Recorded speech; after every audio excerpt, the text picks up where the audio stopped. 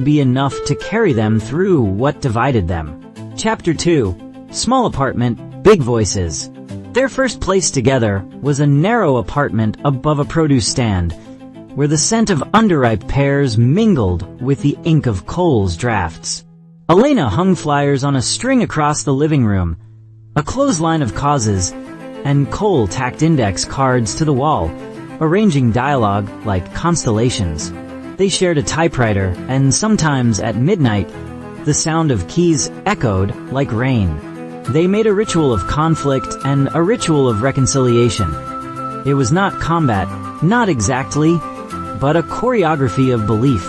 Elena went to meetings that ran long and sent her home furious. Cole argued for nuance and patience, warning that righteous fires could burn good timber. 2. They loved the stark difference between them, as if it were a third person in the room, sitting with them on the rug, insisting that all love stories require a fulcrum. He sold a short story to a magazine with glossy pages.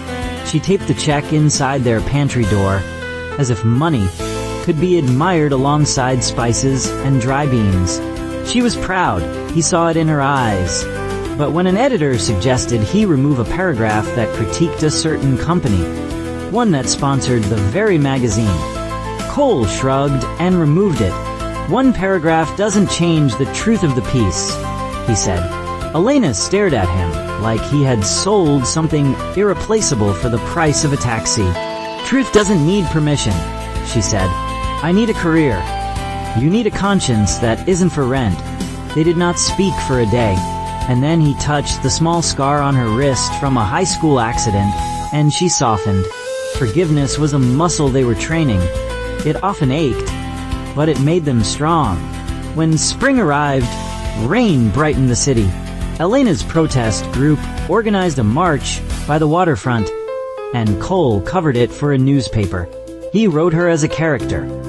Not her name, not her exact features, but anyone who knew her would have recognized the spine that held the movement upright. The piece was tender and unsparing, and it made her cry in the kitchen while the kettle sang. You see me, she whispered. Even when you disagree, you see me.